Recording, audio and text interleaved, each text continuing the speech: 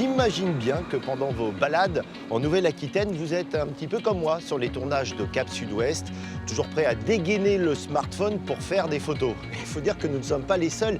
Imaginez, on estime que l'année dernière, dans le monde, il s'est pris 1200 milliards de photos.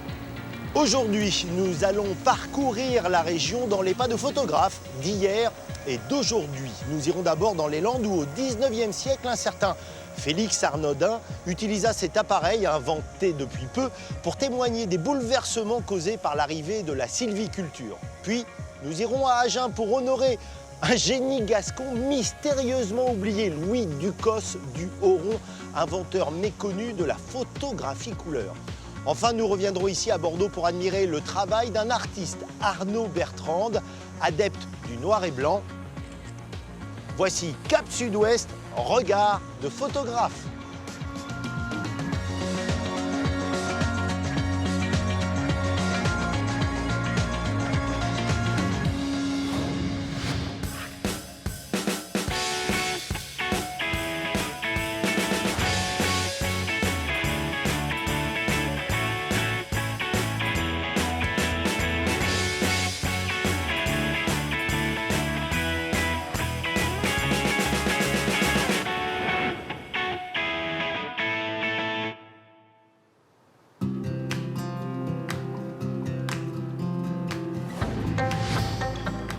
Nous commençons nos escapades photographiques en prenant la direction des Landes, à la rencontre d'un personnage hors du commun, Félix Arnaudin.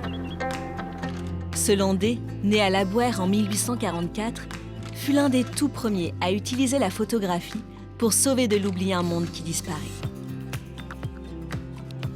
Nous voici à l'écomusée de Marquez, qui reconstitue un quartier de Sabre tel qu'il existait avant la plantation, au XIXe siècle, du plus grand massif forestier artificiel en Europe. C'était comment les Landes avant la plantation des pins? C'était une vaste étendue déserte de la Grande Lande, d'où le nom du département, qui ne devrait plus s'appeler comme ça parce qu'on ne trouve plus de lande. C'était une lande qui allait jusqu'à l'horizon. Il y avait un très joli terme gascon que Félix Arnaudin a consigné 2-3 fois dans ses écrits, qui est « esplandude ». Et esplandude, ça fait référence à cet horizon où le ciel et la terre se confondent. Comme un infini presque. Voilà, beaucoup de poésie. Et lui, il aimait cette plénitude, elle était rattachée à son enfance. Donc c'était 1 million d'hectares sans pins pour 1 million de brebis. Et à partir du moment où il a été décidé de planter des pins, les bergers ont été chassés. Ce qu'il craignait, c'était l'arrivée du capitalisme, quoi. C'est-à-dire, en fait, cette forêt de pins, ça a été un moyen de privatiser les terres. Et qui en a profité? Les plus riches. Ce monde qui disparaît, Félix Arnaudin va vouloir en témoigner. Et il va notamment faire des photos de ces bergers qui sont aujourd'hui devenus l'image d'Épinal, un peu des Landes. Mais c'était des gens qui étaient considérés comment à l'époque? C'était des gens très pauvres, qui travaillaient dans des conditions très difficiles. Donc il y a ce paradoxe aussi chez Félix Arnaudin, c'est qu'il a idéalisé cette grande lande parce qu'elle était celle de son enfance, celle de ses jeux d'enfants.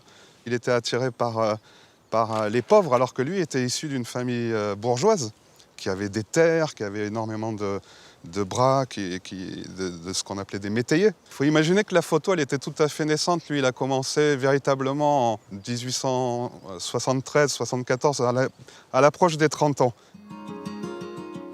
Dans les mains d'Arnaudin, l'appareil photo devient un outil au service d'une cause.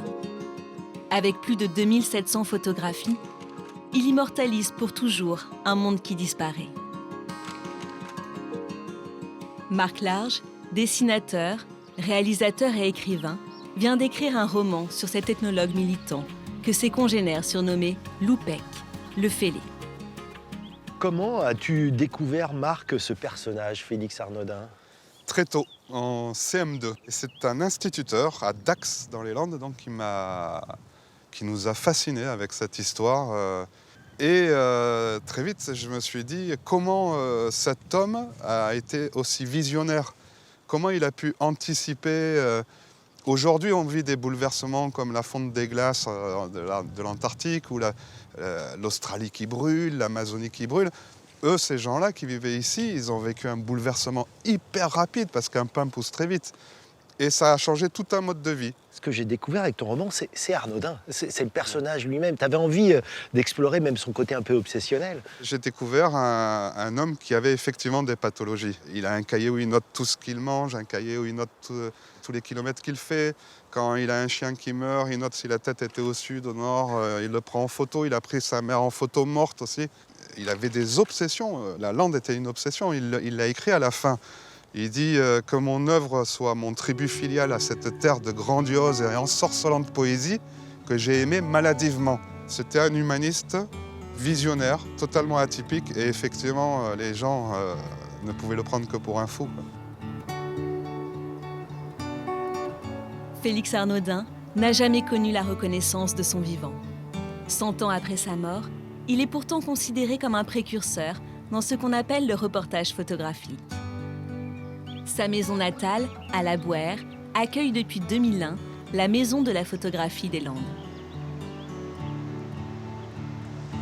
Alors ici, c'est un endroit très émouvant puisqu'on est devant la maison de Félix Arnaudin et qu'on a son vélo, sa bicyclette qui lui a servi, qui a parcouru des milliers de kilomètres dans la lande. Il a fait des photos ici? Alors il a fait des photos ici, en particulier une très belle photo de Marie. C'est qui, Marie? Alors Marie, c'était sa compagne. Et là encore, on voit vraiment l'anticonformiste, c'est qu'en opposition à sa famille bourgeoise, il a choisi une simple servante. Enfin, il est tombé amoureux d'elle, il n'a pas choisi. Et il a vécu 30 ans en concubinage avec elle ici. C'est une maison modeste, à son image. Hein. C'est ça. C'est vraiment une maison modeste, très simple. Ça pourrait être une maison de métayer. Mais là, on voit qu'il était attaché aux choses simples, sans apparat. Et contrairement à Félix, juste en face, on a le château de son cousin, qui était très différent, qui était un homme d'affaires, qui a été maire de Mont-de-Marsan. C'était le négatif de Félix Arnaudin.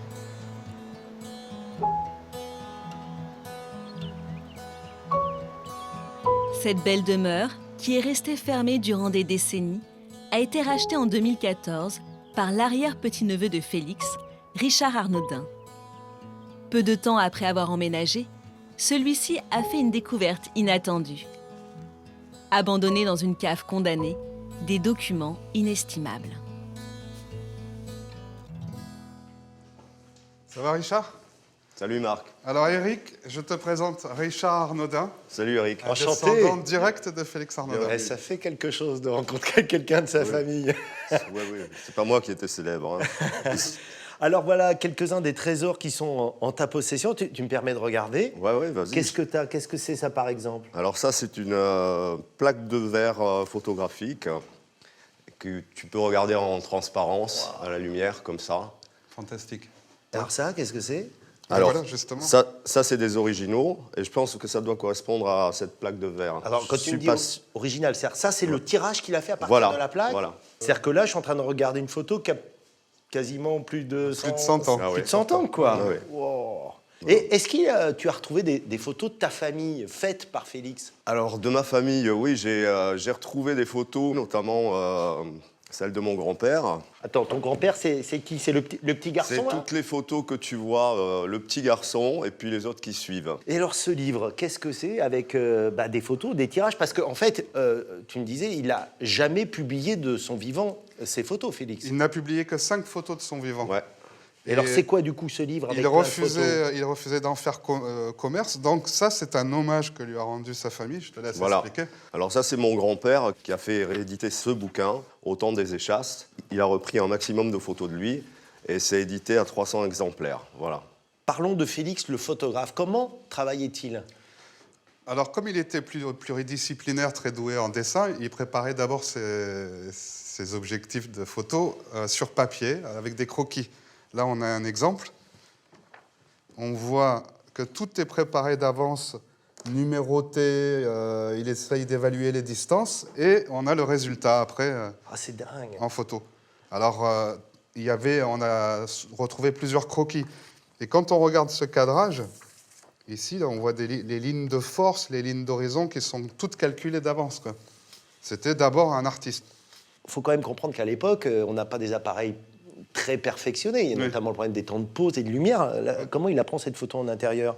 Alors là, tout le monde est figé, il leur demande de plus bouger, tout est mis en scène. Il a fait la décoration, il est venu avec sa propre décoration.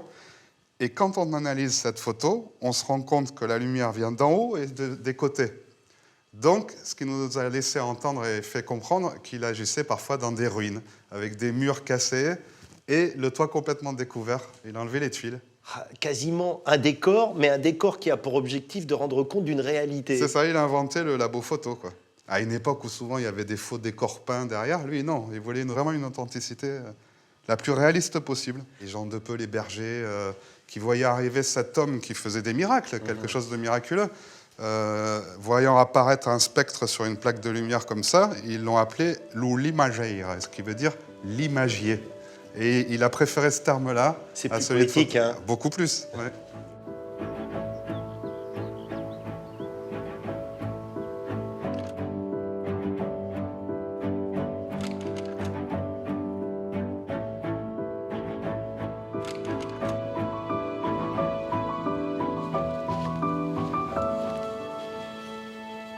Explique-moi, Marc, pourquoi tu tenais absolument à m'amener devant ce chêne, le chêne de Cantor. Il est très symbolique pour Félix Arnaudin. Un jour, en vélo, il s'arrête ici et il voit des bûcherons qui sont en train d'attaquer cet arbre à la hache. Et il intervient auprès d'un de ses parents qui habitait à côté, et juste à temps pour le sauver. Donc s'il est encore là, c'est grâce à Félix Arnaudin. Qu'est-ce qui te touche tant, toi, chez ce personnage, au point de vouloir d'ailleurs en faire un long métrage? Son universalité, son génie, cet amour immense pour la lande, jusqu'à vouer sa vie, jusqu'à offrir sa vie à cette lande sans aucun intérêt commercial. Et ce qui est touchant, bouleversant, c'est que c'est le seul à avoir fait ce travail pour immortaliser la lande. Immortaliser encore une fois. Sans lui, nous ne saurions quasiment rien de ce que c'était.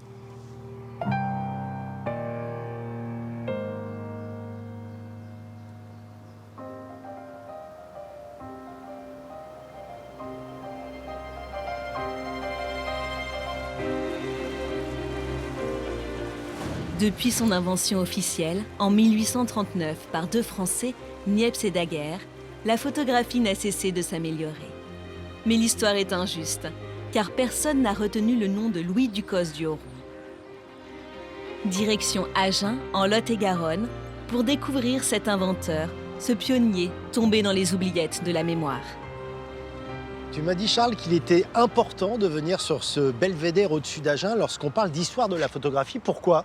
Parce qu'il faut que tu regardes dans cette réplique de vieil appareil photo. Ici, tu as la première photo couleur au monde. Ah, c'est incroyable. Et c'est là. Et c'est là. Alors tu me dis plus ancienne photo couleur au monde, mais c'est quelle année? Alors, c'est 1877. Elle a été prise ici à Agen. La première photo couleur de paysage a été prise ici à Agen par un Agenais, Louis Ducos du Huron. Mais il avait commencé déjà quelques années plus tôt, c'est-à-dire 8 ans plus tôt, 1869, il fait la première photo couleur en studio. Il fait des photos de plantes. Ah, c'est super parce que il n'y a pas la gare sur sa photo. C'est dire quand même son ancienneté à cette photo. Voilà. C'est exceptionnel. Le chemin de fer n'était pas encore là.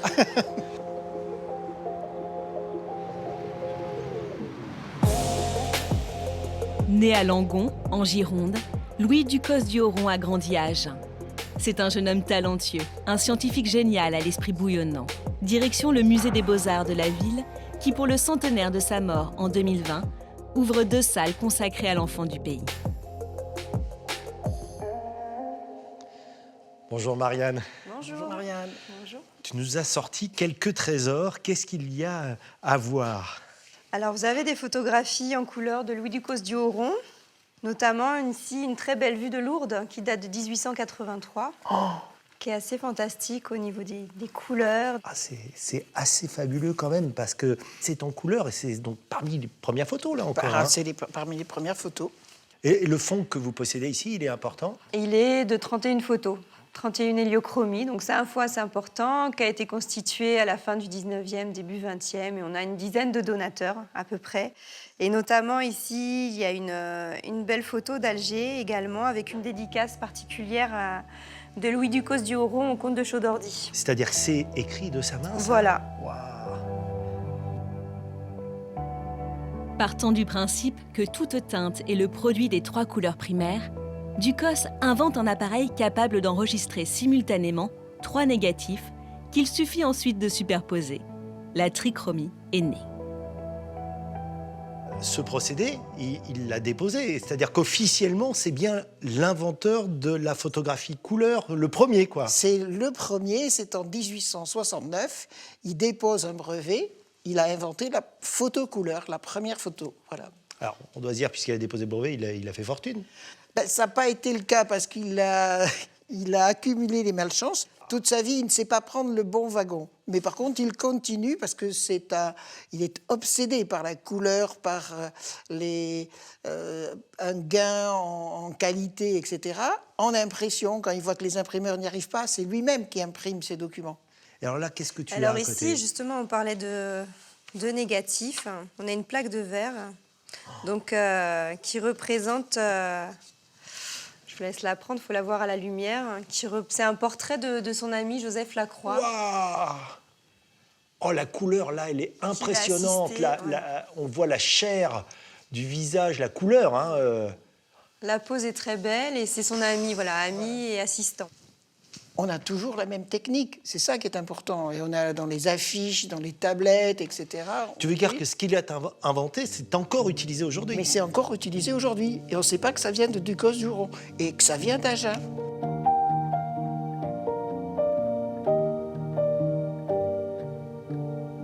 Louis Ducos du Horon est un inventeur prolixe. Il fut le premier à proposer des images couleur 3D grâce à des lunettes au verre bicolore. Son procédé optique pour corriger l'anamorphose est encore utilisé dans des observatoires astronomiques. Il imagina même 30 ans avant les frères Lumière le principe d'un dispositif d'image animée appelé chronophotographie, autrement dit le cinéma. Donc écoute, Eric, il faut que je te montre une petite merveille qui vient d'arriver aujourd'hui sur Agen. Et j'espère qu'elle va y rester. Voilà, c'est peut-être une future acquisition du musée d'Agen. Ce n'est rien qu'un mélanochromoscope. C'est un appareil de Ducos du Horon. Alors, ce qui m'étonne, c'est que c'est très petit. C'est facile à transporter. Je peux le prendre? Mais bien sûr. Voilà, mais en fait, il faisait ça pour le commercialiser, pour apprendre au grand public à prendre des photos couleur. Alors, c'est le même procédé, c'est aussi la trichromie, c'est ça? C'est aussi la trichromie. Donc ici, si tu veux, on a... Voilà, ok, voilà. Et donc là, on retrouve les fameux 3 filtres couleur. Et donc, il y a, j'imagine, pas beaucoup d'exemplaires encore qui existent. C'est un objet de valeur. Ça coûte combien, sans indiscrétion? Ça coûte entre 10 et 15 000 euros. Et oui, c'est un objet quand même qui raconte l'histoire de la photographie. C'est les premiers appareils photographiques couleur. Lorsqu'on évoque la photo couleur, généralement, on cite les frères Lumière avec le système autochrome. Or, ce ne sont pas les premiers. Ce ne sont pas les premiers. Ducos du Horon, d'une part, avait inventé la photo couleur, mais il s'était même lancé dans l'industrialisation des plaques photographiques. Mais les frères Lumière, qui étaient des industriels beaucoup plus performants et hommes d'affaires, ils ont donc récupéré les brevets, d'ailleurs, de Ducos du Horon. Et puis, une fois que l'entreprise a été rachetée, ils ont fini par la faire couler pour ne garder que l'autochrome des frères Lumière. Est-ce qu'il existe, Charles, un portrait, une photo couleur de ce génial inventeur? Oui, il existe une photo de Louis Ducos du Horon. Le paradoxe, c'est qu'elle a été faite par les frères Lumière.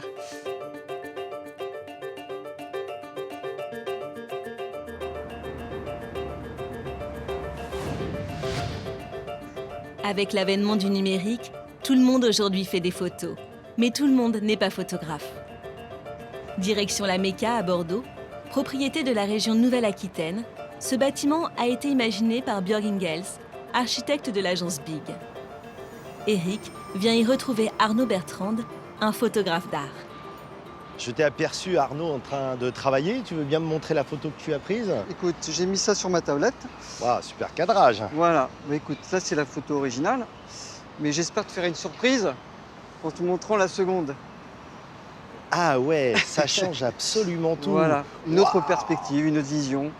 Mais alors là, Bon, tu as fait un gros travail quoi, de post-production, comme on dit? Bon, un gros travail, on va dire du travail, un petit peu. Voilà, le gros travail, oui, ça va dépendre en fait de la photo d'origine, savoir si la lumière était bonne, si les conditions étaient bonnes pour prendre la photo. Mais là, c'était un travail plutôt assez rapide, on va dire. Alors, je suis en train de regarder les autres photos Oui, que tu as faites. vas-y. Je comprends que tu es très attiré par l'architecture moderne un peu partout. Il y a Bordeaux, il y a la Défense, il y a même Ouais, New il y a York. New York, ouais. Euh, Bah, en fait, New York, c'était aussi un peu le déclic finalement, quoi. ah ouais? Ouais, l'archi à New York, ça de suite, ça m'a. Ah ouais, les grands immeubles, Voilà. les les lignes. fuites, enfin tout. Et j'ai commencé un peu à travailler l'architecture sur New York, en fait. Je sais que tu fais également de la photo en couleur, mais beaucoup de noir et blanc. Pourquoi? Ah, le noir et blanc. En fait, le noir et blanc, je trouve ça tellement puissant.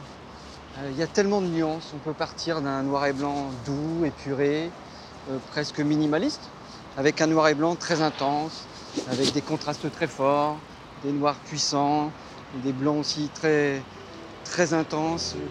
Et du coup, ça donne aussi des notions différentes et des ambiances finalement différentes.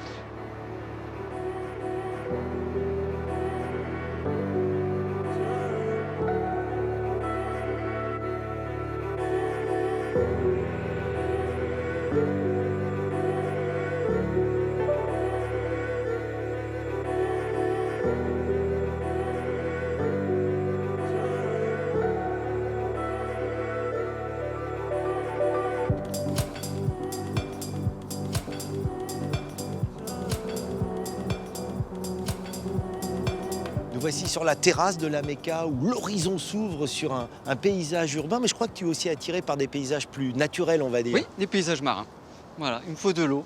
J'aime prendre des photos avec une technique de photographie qui est la pose longue. Alors c'est quoi le principe Alors. et c'est quoi l'objectif? La pose longue, le principe, c'est de laisser un temps de pause plus long que d'habitude pour que tout ce qui bouge, finalement, ait un effet visuel. Donc, par exemple, si tu prends une cascade, au lieu d'avoir un filet d'eau qui est assez rapide, eh ben, en laissant un temps de pause plus long, tu vas avoir un filet qui est plus ou moins doux, plus ou moins long. Comme Ça un devient rideau. presque un rideau, quoi. Ouais. C'est un rideau d'eau. Voilà, la cascade, là, se transforme. Et du coup, on rentre aussi dans un autre univers, un autre paysage, avec une autre facette. Voilà.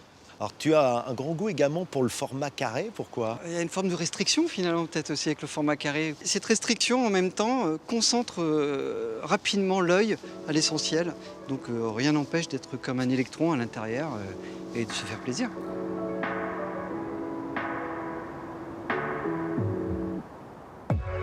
La photographie d'art est un petit marché que certains essaient de faire bouger. C'est le cas d'Art Photo Limited, une start-up lancée en 2016 à Bordeaux. Conçue comme une alternative aux chaînes de décoration qui proposent des images que l'on retrouve un peu partout, elle est la seule plateforme internet en France à proposer la vente de photographies d'art en édition limitée. Bonjour à tous. Ambiance très studieuse, je vois. Louis, je voudrais que tu m'expliques ce qu'est exactement une photo d'art. Est-ce que, en fait, c'est sa qualité graphique qui la définit? Alors, la notion principale, c'est celle de l'édition limitée. Et en France, la définition est très précise, puisque pour être considérée comme une œuvre d'art, une photographie doit être limitée à 30 exemplaires et signée par l'artiste. On sent une tendance à revenir à la photographie sous forme d'objet. Avec l'avènement du numérique qui avait disparu, cette tendance est en train de revenir. Et effectivement, les gens ont aussi un souhait d'avoir des photographies uniques qu'on ne retrouve pas dans n'importe quelle enseigne de décoration. Alors, vous avez à peu près combien de photographes dans votre catalogue en ligne? Aujourd'hui, on a sélectionné 440 photographes, 80% français et 20% étrangers. Et ce nombre grandit semaine après semaine au gré des candidatures que nous recevons. Une photo d'art nécessite une impression de grande qualité, très difficile aujourd'hui à trouver, surtout pour les grands formats. Eric retrouve Arnaud Bertrand, l'un des photographes mis en avant par le site. Oh. Pour le numérique, on ne parle pas de tirage, mais d'impression. Oui. Tu viens voir justement ce que donne ton travail en grand format? Ouais, j'ai envie de te dire que c'est une vraie chance. en fait, de pouvoir profiter d'un tirage comme ça en direct. C'est presque une émotion, en fait. Je trouve Ah que ouais. c'est agréable de pouvoir voir la photo comme ça sortir. Voilà. Une fois que la photo est imprimée, ce n'est pas la dernière étape. Non, on va soit l'encadrer ou soit la contrecoller. Donc pour celle-ci, ça sera un contrecollage. Et puis la finalité, ça sera la signature de l'auteur. Et là, on sait que... Oui, numérotation, le nom, la date et puis ma petite patte. En tout cas, je tiens à te féliciter et à te souhaiter de pouvoir vivre de ta passion, parce que tu le mérites. Il y a tellement de poésie dans ce que tu fais, vraiment. Il y a un Merci immense beaucoup. bravo. Très touché, merci, c'est gentil.